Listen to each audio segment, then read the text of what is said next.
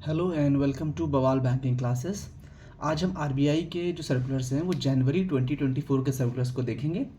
This video is for educational purposes only. Please pause the video and go through the copyright disclaimer. तो RBI Jain 2024 का पहला circular का है, तो वो गाइडलाइंस दी गई हैं किस बारे में। इंडिया यूएई अग्रीमेंट हुआ है गोल्ड इंपोर्ट करने के रिगार्डिंग, उसके बारे में बताया गया है।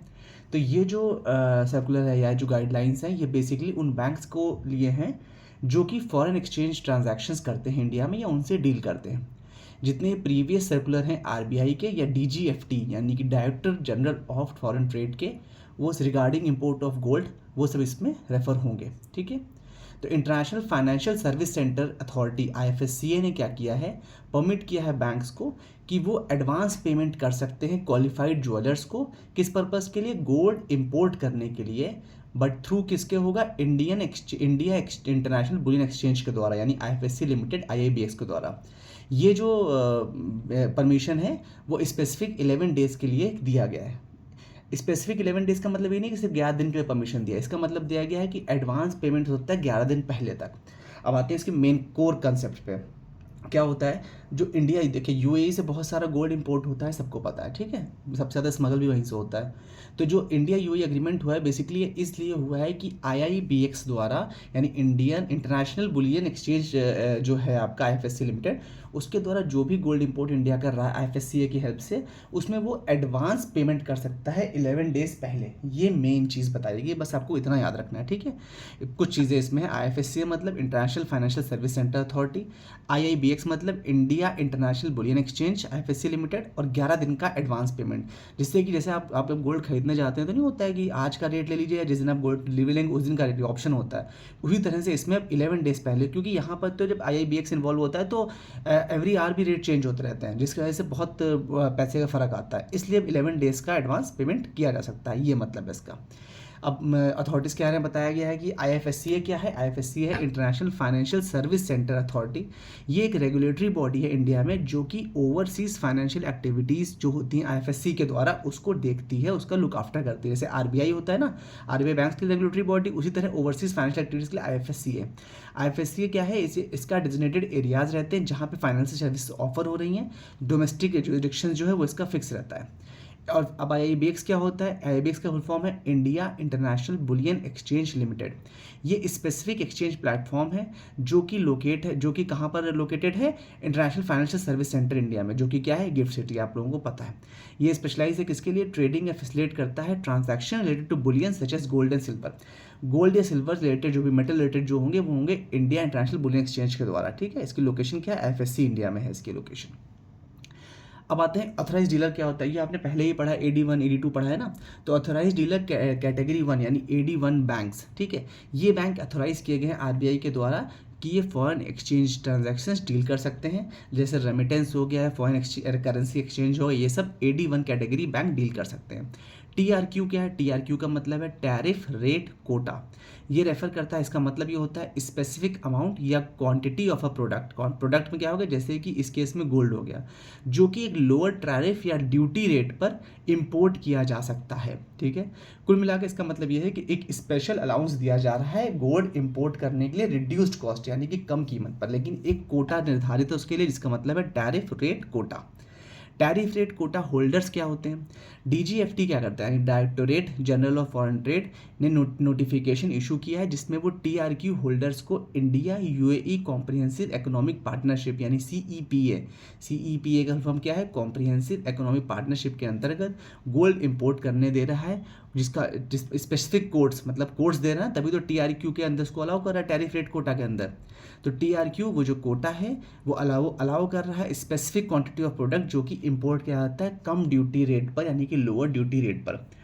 परमिशन फॉर टीआरक्यू होल्डर्स, जो ऊपर हमें जो डिटेल्स बताया गया उसके बेसिस पे बैंक्स को इंस्ट्रक्ट किया गया है कि वो टीआरक्यू होल्डर्स को परमिट करें कि इंडिया यूएई सीईपी यानी कॉम्प्रिहेंसिव इकोनॉमिक पार्टनरशिप एग्रीमेंट के अंतर्गत वो 11 दिन पहले एडवांस पेमेंट कर सकते हैं अगर वो टर्म्स कंडीशन सर्कुलर की फॉलो कर रहे हैं तो। कम्युनिकेशन टू कस्टमर्स में बताया गया है कि बैंक्स को अपने कस्टमर्स को इन गाइडलाइंस के बारे में इन्फॉर्म करना है। ठीक है। जिससे सब इसको कंप्लाई, अल्टीमेटली तो इंस्टीट्यूट की जिम्मेदारी है लोगों को बताना। Stream lining of internal compliance monitoring function leveraging use of technology, ये अगला सर्कुलर है।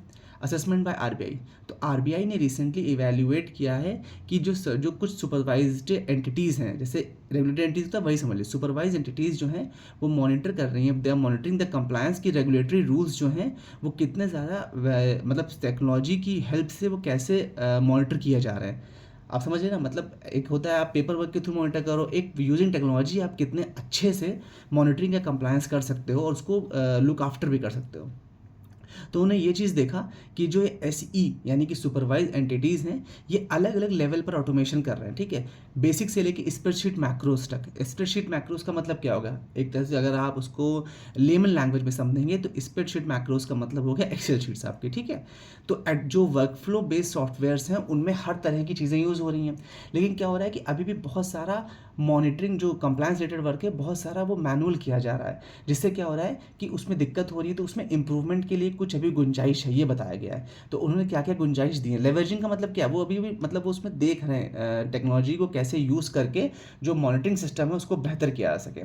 तो नीड फॉर बेटर सोल्यूशन में क्या बताया है, आरबीआई ने कहा है कि एक comprehensive integrated workflow based tools तैयार करो, मतलब सब कुछ मिला करके इंटीग्रेट, मतलब सारी चीज़ें मिला करके एक टूल तैयार करो, और वो टूल जो हो वो इस तरह से हो कि वो टीम्स को एक साथ काम करने में हेल्प करें, कंप्लायंस के जितने इश्यूज़ हैं उनको हाईलाइट करें और उनको रिजॉल्व करें, और अप्रूवल भी जो प्रॉब्लम्स हैं उनका अप्रूवल भी इजीली प्राप्त हो जाए, ठीक है।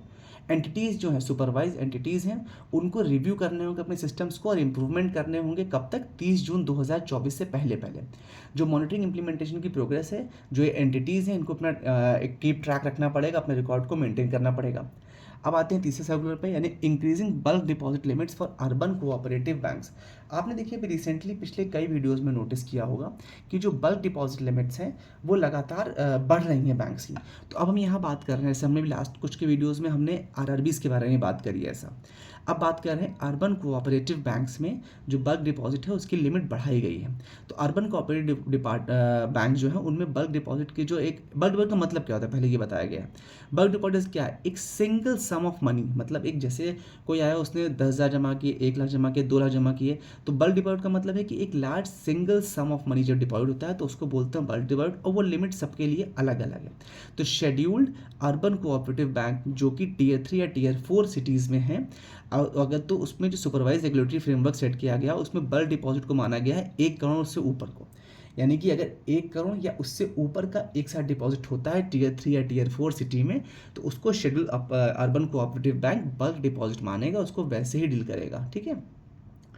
इसके अलावा जो अन्य शेड्यूल अर्बन कोऑपरेटिव बैंक्स हैं उनमें जो बल्क डिपॉजिट है वो रेफर होता है 15 लाख या उससे ऊपर का, ठीक है।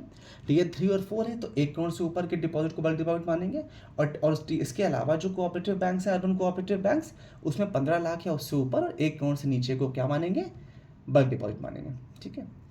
अब इन्होंने आगे बताया है कि पॉलिटिकली एक्सपोज्ड पर्सन का क्या मतलब है।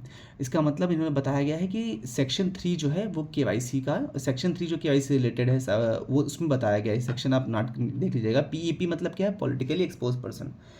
अब जो definition of political expose person है वो वहाँ से सेक्शन 3 से मूव करके सेक्शन 41 मास्टर डायरेक्शन यानी एमडी, पहले सेक्शन 3 में था अब सेक्शन 41 में डेफिनेशन कर दी गई है। तो जो नई डेफिनेशन है वो बताती है कि पीईपी जो पॉलिटिकली एक्सपोज पर्सन है वो लोग हैं जिनका प्रीवियसली या अभी इस समय कोई पब्लिक रोल है किसी फॉरेन कंट्री में, चाहे वो हेड ऑफ स्टेट हो, चाहे वो गवर्नमेंट में इन्वॉल्व हो, चाहे वो सीनियर पॉलिटिशियंस हों, चाहे वो मिलिट्री ऑफिशियर्स हों, या स्टेट रोड जो कॉरपोरेशंस हैं उनके जो हेड्स हैं जिनको पॉलिटिकल पार्टीज जिनको उनको ऑफिशिएट कर रही हैं, ऐसे लोग पॉलिटिकली एक्सपोज पर्सन कहलाते हैं, ठीक है। उनके लिए गाइडलाइंस अलग हैं, उनकी केवाईसी गाइडलाइंस भी अलग हैं, आप लोग को पता होगा। Change in new locker arrangement, ये भी आप लोगों ने अपने बैंक में यूटिलाइज़ किया होगा। अगर आप स्केल 2 या स्केल 3 का एग्जाम दे रहे हैं तो ऑब्वियसली आप स्केल 1 में इस समय होंगे या क्लरिकल में उस टाइम से होंगे। तो लॉकर अरेंजमेंट में क्या क्या चेंजेस हुए हैं कि कोई भी चीज़ प्रोहिबिट क्या किया गया है, स्टोरिंग इलीगल, इलिसिट और हजार्डस आइटम्स आप लॉकर में नहीं रख सकते, ठीक है। ये वैसे भी कॉमन सेंस है लेकिन वो लिख के किया गया है।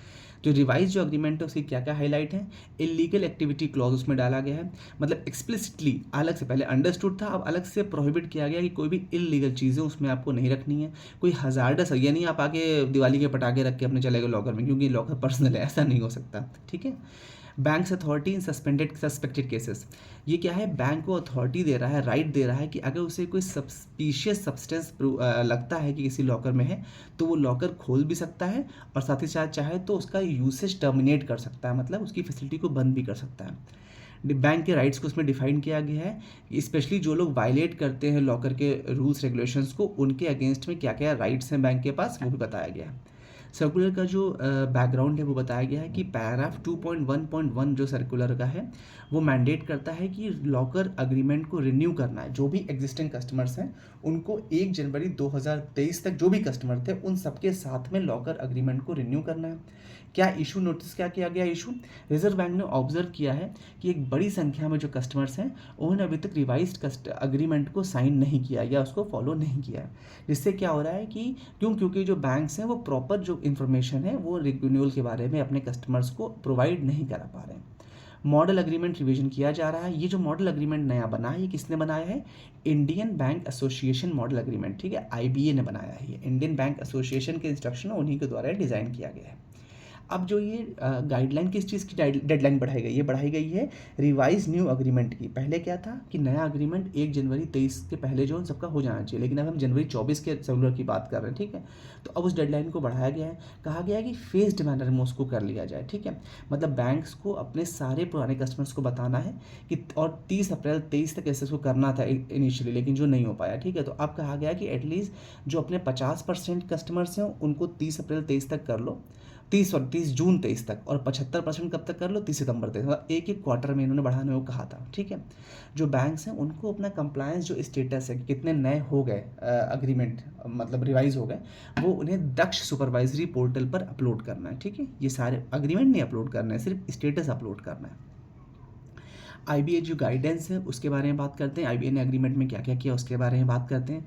तो आईबीए मतलब the international Indian bank association ने डायरेक्ट किया है, रिव्यू किया है revise model agreement to comply with the circular.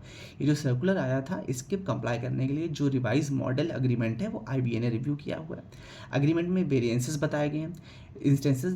पहले क्या था, जो प्रीवियसली एग्जीक्यूटिव एग्रीमेंट थे वो रिवाइज्ड मॉडल अग्रीमेंट से मैच नहीं कर रहे, थोड़ा डिफरेंस हो गई। तो नया जो 18 अगस्त 21 का जो सर्कुलर आया उसके हिसाब से इसमें चेंजेस किए गए हैं अग्रीमेंट में, ठीक है। तो बैंक्स जो हैं वो या तो नए एग्रीमेंट कर सकते हैं या जो एग्जिस्टिंग वंस हैं उन्हीं में सप्लीमेंट्री एग्रीमेंट लगा दें कि भाई जो जो क्लॉज चेंज हो वो कर लो। बस स्टैम्प कॉस्ट की बात कही गई है, ठीक है, स्टैम्प कॉस्ट आपको बेयर करनी पड़ेगी, ठीक है। फैसिलिटेशन ऑफ अग्रीमेंट एग्जीक्यूशन, तो बैंक की रिस्पॉन्सिबिलिटी क्या है, बैंक को कहा गया है कि आप एग्रीमेंट एग्जीक्यूट करवाने में फैसिलिटेट करें, अरेंजमेंट्स करें इन स्टैम्प पेपर का, ठीक है, इलेक्ट्रॉनिक अग्रीमेंट प्रोसेस करें या ई स्टैंपिंग करें, कुल मिलाकर के फैसिलिटेट करके अग्रीमेंट कंप्लीट करवाएं।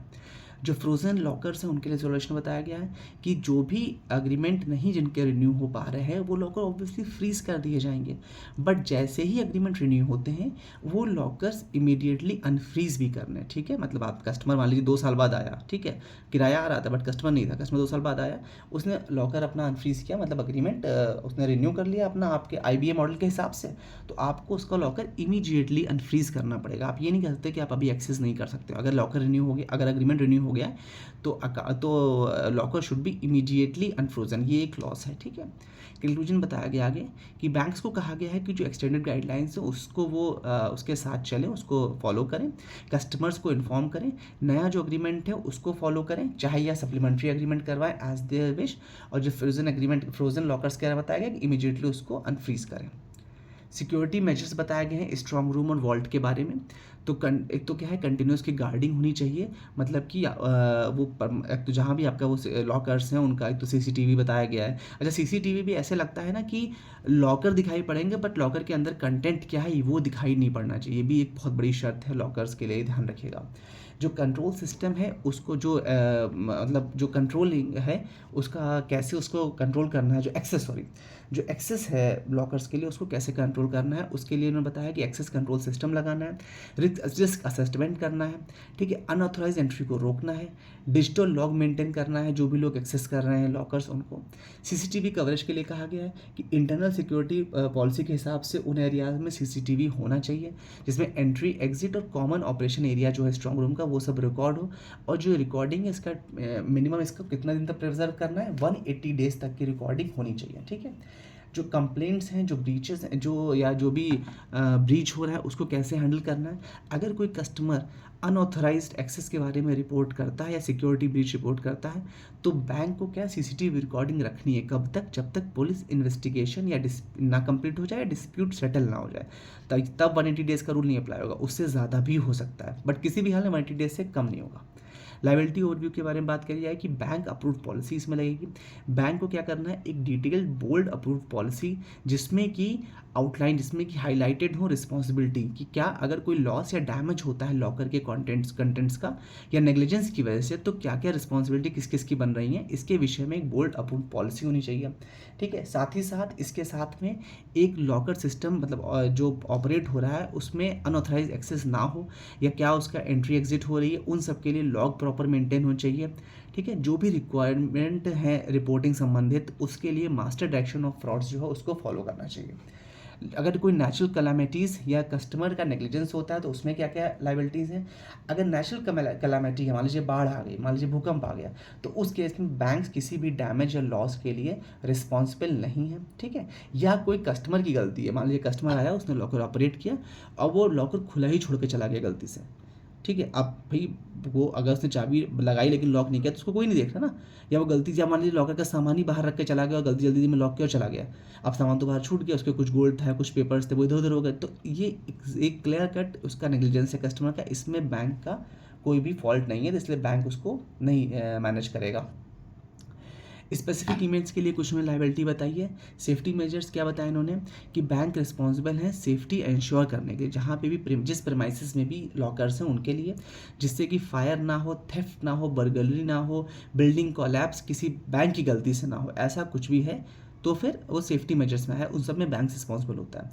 फ्रॉड की लाइबिलिटी क्या बताई गई है कि स्पेसिफिक इवेंट्स अगर कोई एम्प्लॉय फ्रॉड करता है तो बैंक की लाइबिलिटी रहेगी, कितनी रहेगी, जो भी अकाउंट का इक्विवेलेंट होगा 100 टाइम्स, जो उसका एनुअल रेंट है, मान लीजिए अगर पर मंथ का 100 रुपीज़ रेंट है तो साल का कितना हो गया 1200 रुपये, तो 1200 इंटू 100 मतलब कि कितना हो गया 1200, 12,000, 1,20,000। ठीक है, तो मतलब आप समझ लीजिए कि नहीं 1,20,000 का होगा 1200, हाँ 1,20,000, सॉरी तो इतना मतलब बैंक की लाइबिलिटी रहेगी। ठीक है, जो एनुअल रेंट है उसका 100 टाइम्स बैंक की लाइबिलिटी रहेगी अगर एम्प्लॉय की तरफ से फ्रॉड होता है तो।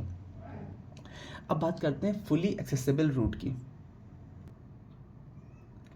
तो फुली एक्सेसिबल रूट क्या है, ये इंट्रोड्यूस किया गया है आरबीआई के द्वारा, जो कि नॉन रेजिडेंट इन्वेस्टर्स हैं, मतलब जो नॉन रेजिडेंट इन्वेस्टर हैं, अप्रवासी इन्वेस्टर्स भी हैं, निवेशक जो हैं, वो स्पेसिफिक गवर्नमेंट सिक्योरिटीज़ में इन्वेस्ट कर सकते हैं बिना किसी लिमिटेशन या रिस्ट्रिक्शंस के। ठीक है, कुल मिलाकर एफएआर यानी फुली एक्सेसिबल रूट के द्वारा अप्रवासी निवेशकों को भी गवर्नमेंट सिक्योरिटी में इन्वेस्ट करने की छूट दी गई है। ठीक है, ये एक ओपन पाथवे देता है अप्रवासियों को, जिससे कि वो गवर्नमेंट डोमेस्टिक जो घरेलू निवेशक हैं उनके ही उन्हीं की तरह वो भी इन्वेस्ट कर सकें। ठीक है, एग्जाम्पल एक दिया गया है कि मान लीजिए कोई फॉरेन इन्वेस्टर है जो कि इंटरेस्टेड है इंडियन गवर्नमेंट सिक्योरिटीज़ परचेज करने में, तो एफएआर के थ्रू यानी फुली एक्सेसिबल रूट के द्वारा वो डायरेक्टली इन्वेस्ट कर सकते हैं उन स्पेसिफिक गवर्नमेंट सिक्योरिटीज़ में, जिससे जो पहले रिस्ट्रिक्शंस थे उनको हटाते हुए, उनकी कोई मतलब नहीं है। ठीक है, जिससे कि कोई उन्हें दिक्कत ना हो, जैसे और प्लस ये भी है कि इससे उन्हें किसी भी मतलब थर्ड पार्टी के चक्कर में नहीं पड़ना पड़ेगा, अदरवाइज वो किसी रूट के तो और किसी की हेल्प से करेंगे तो कमीशन कुछ लॉस होगा।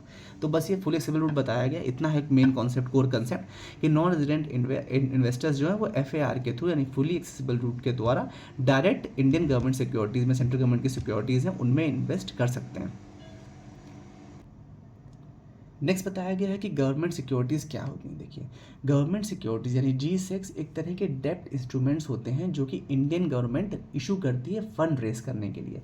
ठीक है, जब उसे लिक्विडिटी निकालनी है मार्केट से तो इंडियन गवर्नमेंट इससे फंड रेज करती है। ये कभी कभी डिस्काउंटेड रेट पे मिलते हैं, कभी कूपन रेट पे मिलते हैं, वो डिपेंड करता है। ठीक है, तो ये जो सिक्योरिटीज़ होती है इनका एक फिक्स इंटरेस्ट रेट होता है, एक फिक्स मैच्योरिटी पीरियड होता है और इनको बहुत सेफ माना जाता है। क्यों? क्योंकि गवर्नमेंट इसकी गारंटी ले रही है, तो उसकी वजह से इसमें 100% कस्टमर का पैसा सेफ रहता है, ट्रस्ट बेसिक होता है बेसिकली। तो G-SEC जो है ना, गवर्नमेंट सिक्योरिटीज़ जो हैं, ये बेसिकली एक फिक्स इंटरेस्ट रेट पे एक फिक्स मैच्योरिटी पीरियड के लिए गवर्नमेंट के लिए को अपना फंडिंग रेज करने का एक तरीका है, एक माध्यम है। एग्जाम्पल एक दिया गया है कि कि मान लीजिए इंडियन गवर्नमेंट ने इशू किए बॉन्ड्स, जिसमें उसने कहा कि हम फिक्स 5% इंटरेस्ट रेट देंगे और 10 साल का मैच्योरिटी पीरियड रखा। तो इन्वेस्टर जो है इस बॉन्ड को अगर खरीद रहा है तो वो एक तरह से देखा जाए तो गवर्नमेंट को पैसा दे रहा है, ठीक है, लेंड कर रहा है अपना पैसा। इन रिटर्न उसके बदले में इंटरेस्ट को एक फिक्स पेमेंट, इंटरेस्ट पेमेंट मिलेगा एनुअली, जब तक कि बॉन्ड मैच्योर नहीं होते, यानी कि 10 साल के बाद, ठीक है। उसके बाद इन्वेस्टर जो है अपना इनिशियल जो उसने इन्वेस्ट किया था वो पैसा वापस ले लेगा, ठीक है। ये इसका मेन कॉन्सेप्ट बताया गया है। Inclusion of sovereign green bonds. पहले एफ जो है, अभी हमने एफ डिस्कस किया था ना, क्या होता है, वो क्यों किया था, इस वजह से किया था कि सोवेरियन ग्रीन बॉन्ड्स जो हैं उसमें एफ को, उसमें एफ में उसको भी ले लिया गया। तो इन जो सोवेरियन ग्रीन बॉन्ड्स हैं उनको इन फाइनेंशियल ईयर 22-23 से एडिशन कर दिया गया उनका एफ स्कीम के अंतर्गत, जिससे कि अब हमने पहले ही बताया कि अप्रवासी निवेशक यानी कि नॉन रेजिडेंट इन्वेस्टर्स भी एफ में के थ्रू इन्वेस्ट कर सकते हैं, किसमें, सोवेरियन ग्रीन बॉन्ड्स में। सोवेरियन ग्रीन बॉन्ड का बेसिकली ये गोल्ड बॉन्ड अलग है, ग्रीन बॉन्ड अलग है, ये समझ जाइएगा, कंफ्यूज मत हो जाइएगा। तो जो ग्रीन बॉन्ड है वो बेसिकली इन्वायरमेंटली फोकस जो गवर्नमेंट सिक्योरिटीज़ है, गवर्नमेंट के जो काम है उनमें उनका पैसा जाता है, इनसे जो फंड रेज हो। एक तो इसमें देखिए मेन फायदा तो इसमें ये होता है ना कि आप एनवायरनमेंट के लिए या क्लाइमेट के लिए क्या कर रहे हो, उसमें आपका एक योगदान होता है। इसमें कंपनीज और कॉर्पोरेशंस बहुत ज़्यादा इसमें इन्वेस्ट करते हैं, क्योंकि उनका तो कोटा भी होता है ना कि उन्हें इतना एनवायरनमेंट के लिए करना है, तो उसमें भी बहुत हेल्प करता है। तो ये जो सर्कुलर है बेसिकली इस बात को मेंशन करता है कि जो भी सोवरेन ग्रीन बॉन्ड इशू करता है गवर्नमेंट 22-23 में, वो सारी स्पेसिफिक सिक्योरिटी अब एफ में इंक्लूड करी जाएंगी, यानी कि फुली एक्सेसिबल रूट में इंक्लूड करी जाएंगी। With this we have come to an end. Thank you for watching. Do like the channel, subscribe to the channel, share, comment, and if you have any doubt, please feel free to ask in the comment section. Thank you so much.